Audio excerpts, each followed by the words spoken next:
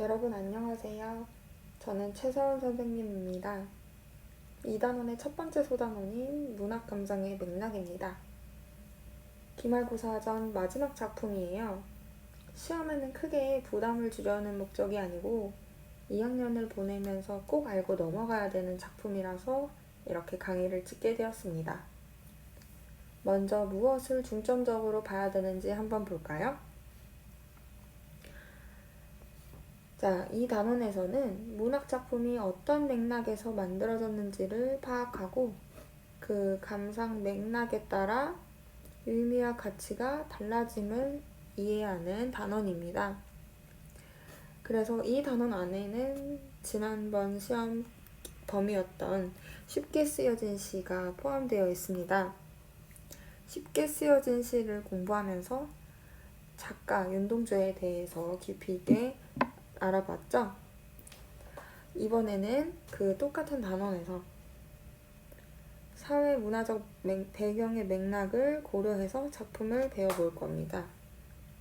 그리고 작품과 관련된 상호 텍스트성의 맥락을 고려해서 작품을 이해하고 감상해 보도록 하겠습니다.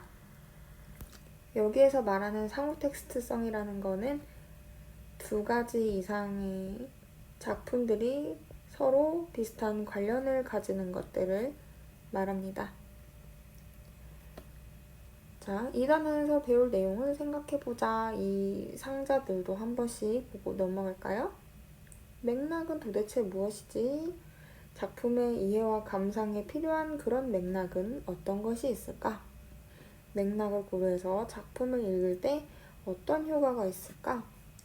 자, 우리가 쉽게 쓰여진 시를 배울 때 그냥 작품만 읽었을 때와 윤동주라는 사람을 알고 읽었을 때 와닿는 느낌이 다를 거예요.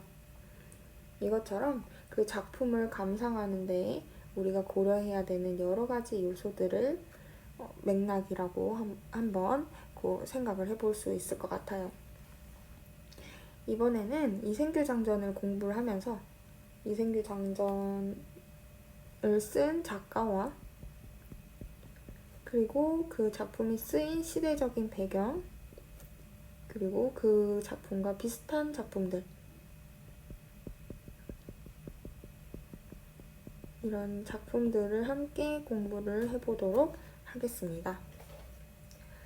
자, 그러면 이제 관련 이론들을 정리해 보도록 하겠습니다. 네, 먼저 작가는 김시습이라는 사람이에요. 이 김시습은 생육신 중에 한 사람입니다. 여러분 생육신과 사육신에 대해서 어느 정도 배웠었죠? 시조에 대해서 배울 때 수양대군과 단종의 이야기를 배웠을 거예요. 시대를 같이 얘기해 봅시다. 조선 전기에 세조가 그러니까 수양대군 시절에 어린 조카인 단종을 몰아내고 스스로 왕이 되었던 계유정난을 기억하고 있을 겁니다. 네, 이러한 계유정난에 맞서서 세조의 즉위를 반대하고 목숨을 바쳐서 자신의 충성을 다했던 사육신이 있었고요. 목숨을 버리지는 않았지만 살아남아서 단종에 대한 충심을 지켰던 사람들을 생육신이라고 합니다.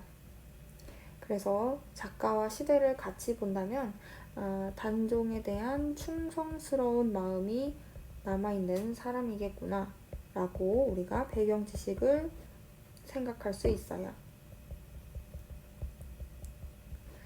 네, 그리고 우리 이생규 장전과 비슷한 작품군은 무엇이 있을까 미리 공부를 하고 작품을 배워볼게요. 이생규 장전은 남녀 간의 사랑 이야기를 중점적으로 다루는 애정소설에 속합니다. 그리고 실제로 이 소설을 배우면서 알게 되겠지만 비현실적인 이야기들을 가지고 와서 전달하는 게 중점적인 소설이에요. 이런 소설을 전기소설이라고 합니다. 여기에서 말하는 전기는 기이한 이야기를 전한다 라는 뜻이에요. 그래서 전기성이라고 합니다. 비현실성과 비슷한 말이에요. 비현실적이다. 뭐 이런 요소, 이런 말과 비슷한 말입니다. 자, 그리고 영혼과 서로 관계를 유지하는 그런 명혼 소설에도 속합니다. 네, 이런 식으로 비슷한 작품군을 정리를 해볼 수 있을 것 같아요. 그리고 이생규 장전은 금오신화라는 책 안에 묶여 있습니다. 그래서 금오신화는 굉장히 중요한 요소인데요. 이 금오신화 안에 5작품이 있어요. 5가지 작품들.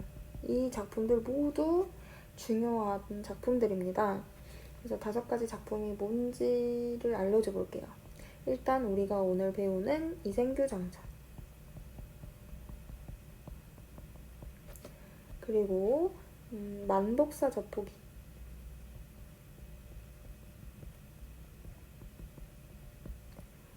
그리고 치유부벽전기.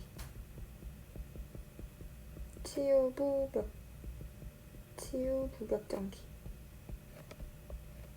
그리고 용궁부연록.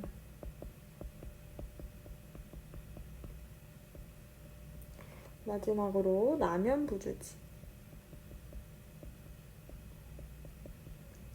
이렇게 5가지 작품이 있습니다. 네, 이러한 작품들을 담고 있는 이 금오신화는 굉장한 특징 그리고 의의들을 가지고 있어요. 굉장한 특징이라기보다는 의의가 이제 중요한 거고, 이 5가지 작품들이 가지고 있는 공통적인 특징을 한번 정리해 볼게요. 별표를 하면 또 여러분들이 오해할 수 있으니까. 자, 특징. 금오신화의 특징입니다. 첫 번째, 우리나라를 배경으로 한다는 특징을 가지고 있어요. 우리가 배웠던 다양한 소설들이 대부분 배경을 중국으로 하는 경우가 많습니다. 그래서 그런 이유들에 대해서 실제로 담고자 하는 이야기가 너무 위험해서 자신의 신분에 노출이 되거나 하면 위험해지니까 그 위험성을 덜기 위해서 중국을 배경으로 한다던가 하는 그런 요인을 추측해 볼 수 있었어요. 하지만 금오신화에서는 우리나라를 배경으로 해서 굉장히 현실감이 있고 사실성이 더 높아지는 효과를 가집니다. 두 번째, 비현실적 요소를 꼭 하나씩 가지고 있어요. 하나뿐만 아니라 여러 개일 수도 있고요. 어쨌든 비현실적 요소가 요인이 한 개씩 있다. 가진다. 요인을 가진다. 요소를 가진다. 로 바꿀게요. 비현실적 요소를 가진다. 자, 그래서 이러한 성질을 전기성이라고 아까 얘기했죠? 실제로 이 5가지 작품들에서 찾아보자면 이생규 장전은 귀신이랑 사랑을 나누고요. 만복사 저포기도 귀신과 사랑의 이야기가 나고, 치유부벽전기에도 귀신의 요소가 있어요. 귀신과 사랑을 나누는 건 아니고. 용궁부연록은 용궁에서부터 말이 다르죠. 얘는 이제 꿈과 관련돼요. 꿈속에서 용궁으로 가는 이야기. 그리고 남연부주지도 꿈속에서 염라대왕을 만나는 그런 이야기. 그리고 치유부벽전기도 꿈 요소가 포함되어 있습니다. 그래서 치유부벽전기만 특이하게 2가지 비현실적 요소를 다 가지고 있네요. 자, 3번째. 비극적인 결말을 가진다. 비극적 결말을 맺는다는 특징이 있습니다. 그래서 이 5가지 작품들이 모두 새드 엔딩이에요. 이생규 장전도 그렇고 만복사 저포기도 둘 다 사랑이 이루어지지 않습니다. 치유부백전기도 결국에는 그 단종과 그리고 충신들과 함께 극복해내지 못한다, 이렇게 볼 수 있겠죠. 그리고 영공부연론과 남연부주지도 결국에는 주인공이 그렇게 행복한 결말을 맺는다고 보기에는 어렵다는 특징이 있습니다. 자, 그리고 선생님이 의의도 중요하다고 했죠. 금오신화의 의의입니다. 금오신화는 우리나라 최초의 한문 소설이에요. 그러니까 최초의 소설이다, 이렇게 볼 수 있는 거죠. 그러면 이 전 작품들은 소설이라고 보기 어려운 이유가 무엇일까요? 네, 우리 금오신화 때부터는 그 사건 전개가 굉장히 촘촘하게 짜여 있고, 소설의 구성 요소인 구성 단계, 발단, 전개, 위기, 절정, 결말 이런 것들이 더 촘촘하게 구분할 수 있겠더라. 이 정도로 우리가 정리를 해볼 수 있을 것 같습니다. 자, 그러면 우리 이러한 배경 지식들을 가지고 실제 작품을 이제 다음 시간부터 공부해 보도록 할게요. 뒤에 있는 오늘 배운 내용을 확인하는 학습도 꼭 해주시길 바랍니다.